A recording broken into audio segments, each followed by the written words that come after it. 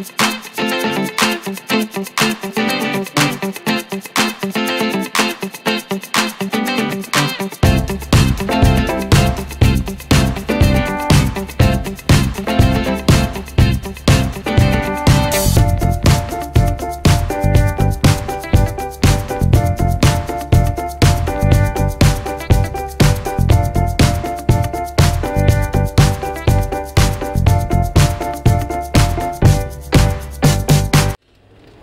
morning everybody, this is DearMamaSal on a very dank, I think that's what we used to call it in England, a dank, miserable sort of looking day. It's totally socked in, there is a very light rain coming down, and as you can tell I'm really dressed for it. Well, I would look at it this way, you know, I have about 5 steps between where I park and cover, and I don't think it's worth wearing a raincoat for 5 steps. And it's just water, you know, it dries. And you might say, oh, but you'll ruin your hair, and I'm going, not really, no. So a very, very good morning to you, or afternoon, or evening, or whatever time of the day it is when you decide to turn this one on. This is going to be a difficult vlog for me to talk about because it's an extremely difficult subject, and I want to just make sure that I start at the front of this by reminding everybody I am not a psychologist, a psychiatrist, I'm not a doctor of any sort, and the views you're about to hear are mine and mine alone, and they aren't necessarily right. But I do want to make sure that you all understand that what I'm going to talk about is depression. And the reason I'm putting a warning at the front of here is because if you are in depression, and I know a lot of my viewers are,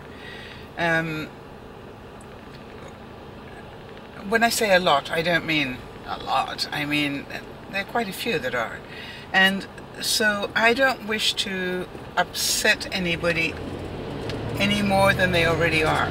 If you're in depression, I'm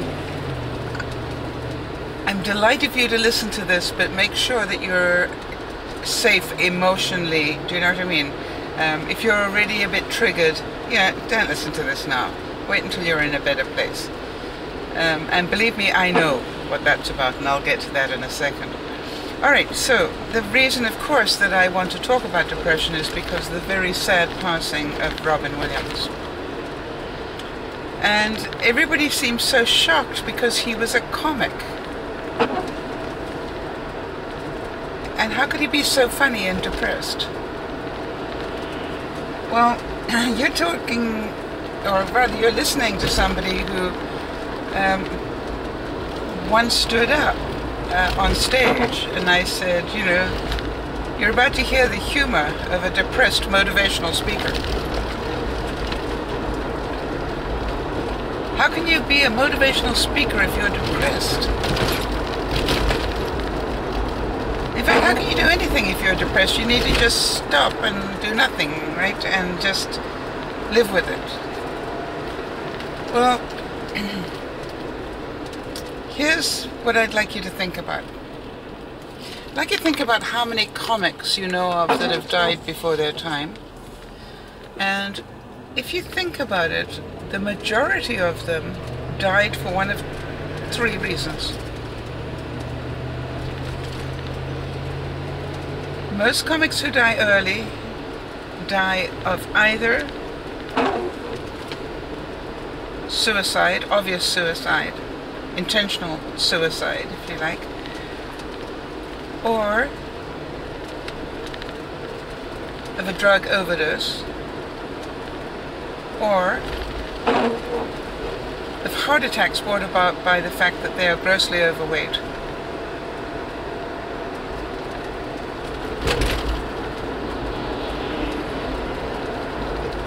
And so I think the interesting thing to look at is how many highly successful comics are there that you can think of who so far appear to be quite grounded. I've said it time and time and time again, and I will continue to say it. One of the red flags for me is that it's been my experience that somebody who is extremely funny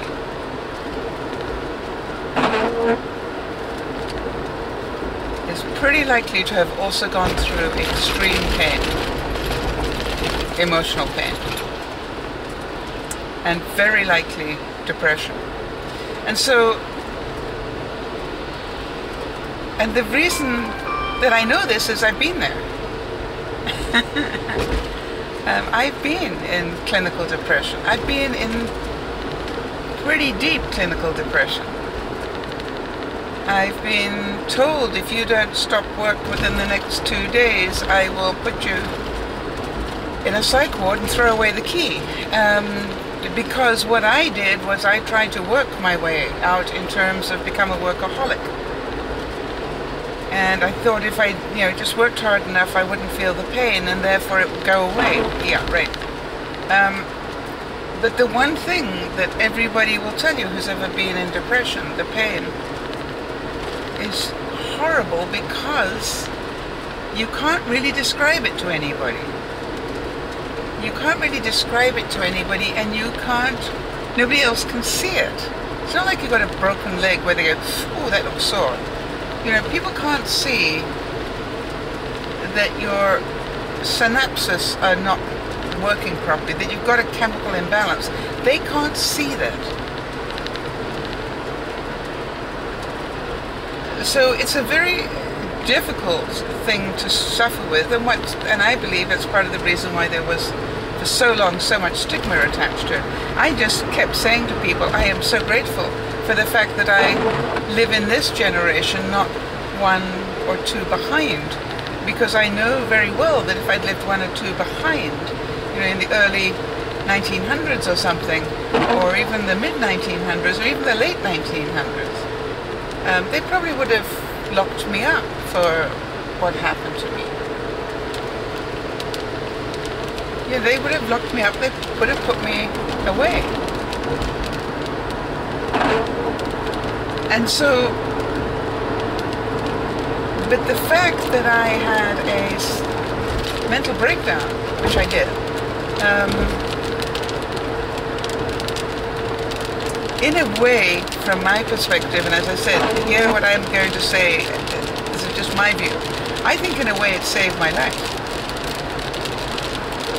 Because I had to do a lot of soul searching and a lot of hard work, understanding all that was going on, and an awful lot of honesty. I did an awful lot of group work, I did a lot of therapy, I did a lot of everything I could find, because I wanted out of this so badly. I did not want to stay stuck anymore. I did not want to live my life that way.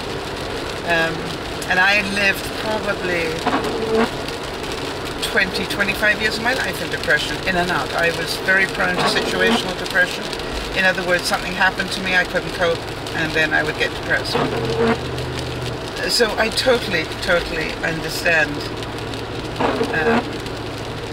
how painful this disease is. This in itself, I think, is a subject that I could talk about for probably a year. And I'm not going to. But it is one that I want to talk about because I want people to know that in the majority of cases, you can live a very useful and productive life. I think one of the greatest things that I found was there was one place where I was getting therapy, and before you walked into the sort of offices of where it was, there was a whole list of very well-known names above the door. And they included Winston Churchill and Vivian Leigh, the actress, and sort of a whole lot of other people. And basically what it says is, as you walk through this door, know that these people walked the same journey. Now, who would have thought? You know, Winston Churchill, mental illness. So it's not about whether you've got a mental illness. It's what are you going to do with it? Now, one of the things that I found is that having a mental illness did give me a very interesting look at life. I actually saw life in quite a fun way. Oh, I forgot to give you the weather report. I've just seen that. It's 16 in British Columbia, which will make it 60 in northern Washington State. Sorry about that. So I look at it and I go, you know, somehow or other being in depression brought out in a way the best of my humor, and I think it was my humor that kept me going. I think it was my humor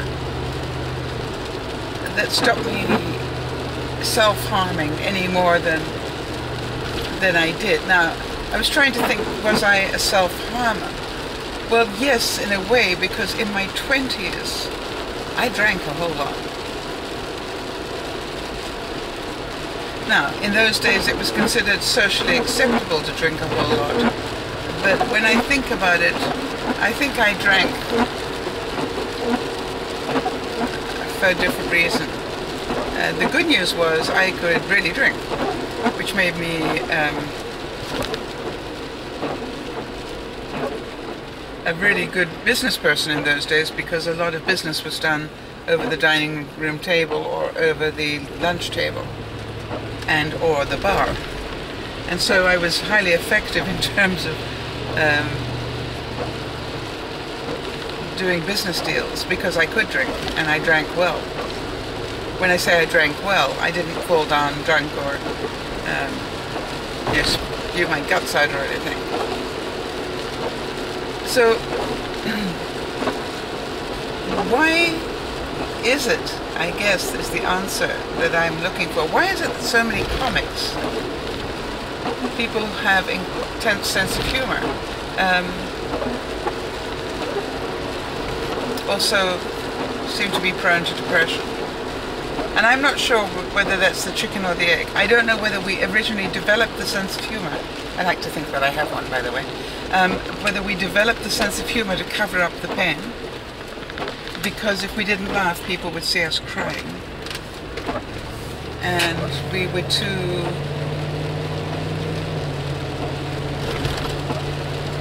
we didn't want people to see that. Our egos didn't want people to see that. Our egos didn't want people to see that we hurt. We needed to pretend we were strong. Yeah, right.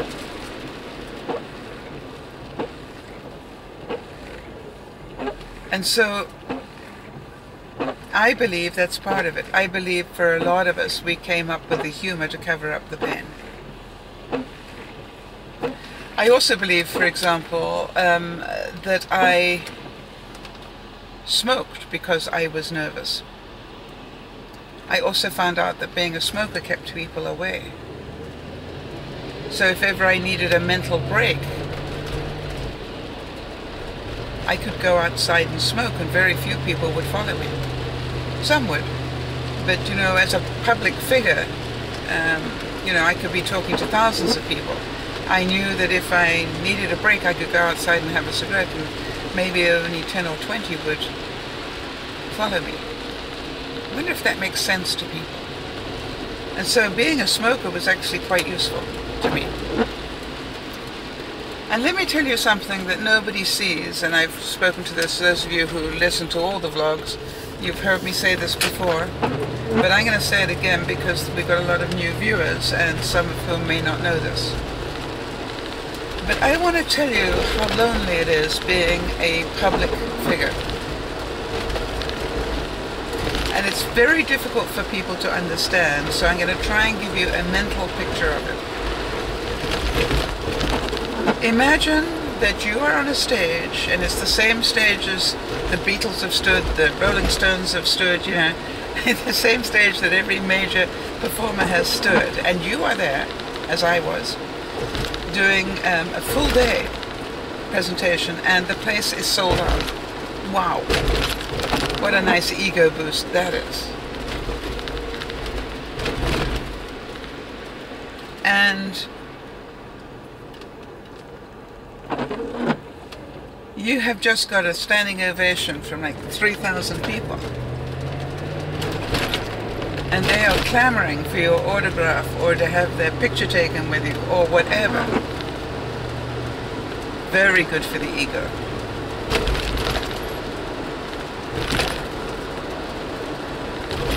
But you know what goes through your mind? Do they really care?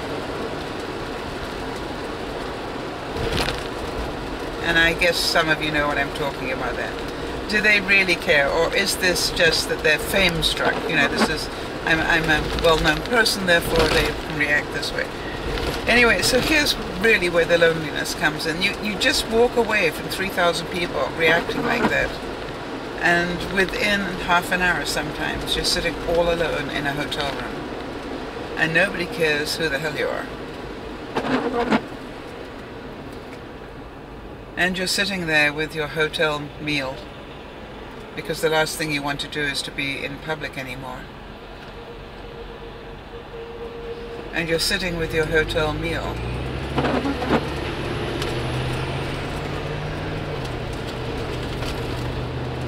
Watching a movie on the TV. And the reason you're doing that is because you were performing too late to catch the flight home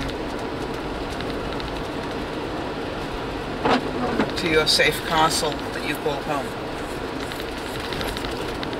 I cannot tell you what that feels like.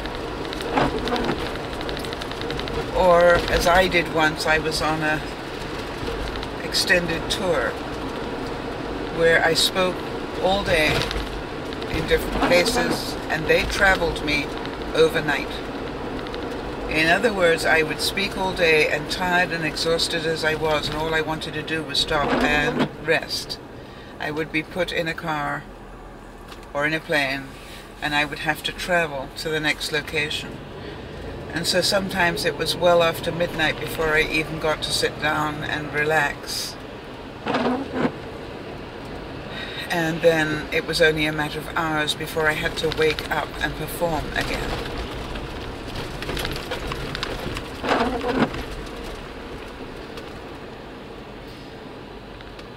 And just even thinking about that affects my soul, quite honestly. It affects my soul because I remember just how lonely that was and how I felt like I was a commodity. I was a money-making machine for other people. And I paid a very high price for it. Because if you live under that level of stress and are not properly grounded, or you do not take enough rest time, you will spiral out of control.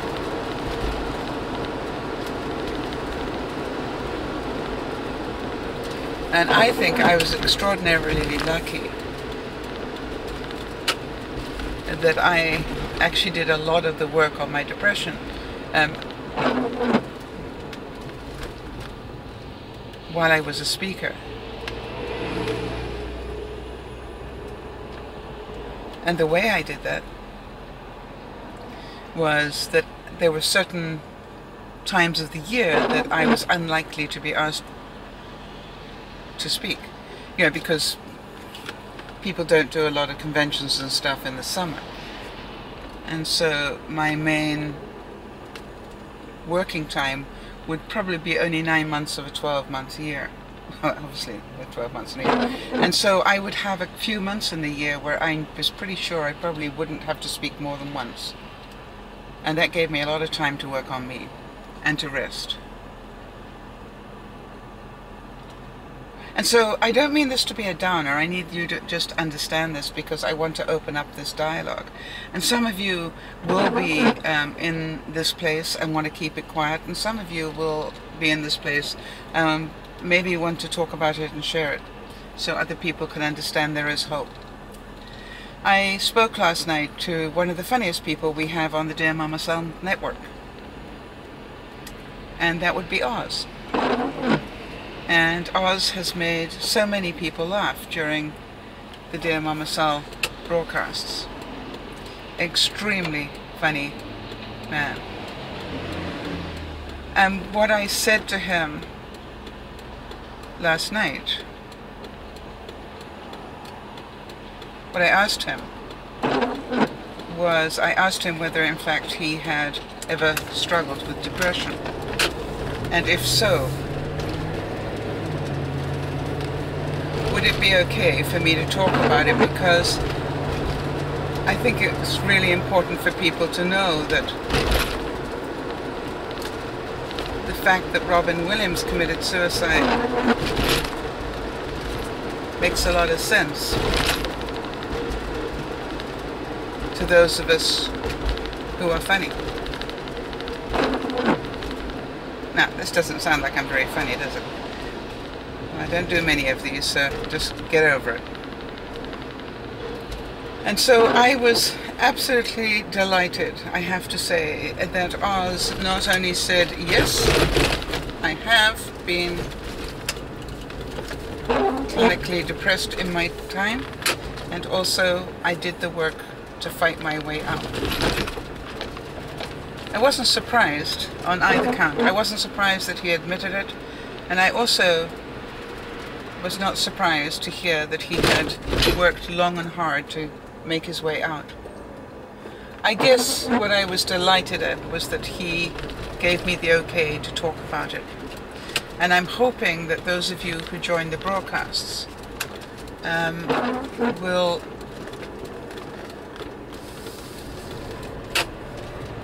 understand that this young man knows a great deal about emotional pain. A great deal.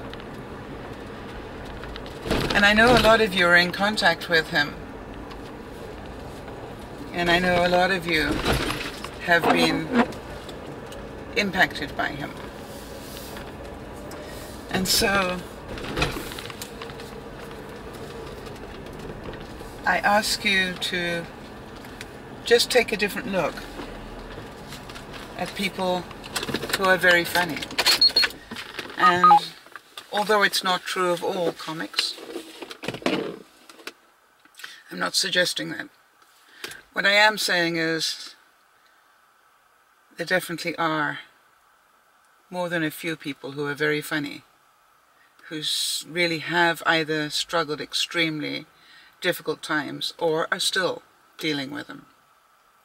Just because people are funny does not mean that they're not in emotional pain. And that really is what I wanted to get people to understand today. As we go through the coming months, I will address some more of this stuff about depression, because we're always touching on it, as you know. I probably won't do any more this week just because it's a very serious subject and I don't want to do too many of them in a row. Otherwise it gets very difficult for people. However, I want to tell you something that for those of you who want there to be, there is hope. There really is. Is it easy? No, you have to do a lot of hard work. But you know something? If you want out and you really keep to it, in most cases, there is a way out. But you can't do it sitting and thinking about it or lying in bed thinking about it. I've always said you need to do your way out of depression. You can't think your way out. This is DearMamaSal saying, I hope you have a wonderful day. Thank you for your understanding, and I just hope Robin Williams is in peace now. He deserves it. He entertained a generation in a way that very few people could. He did his part. It's time for him to rest now. This is DearMamaSal saying bye-bye for now.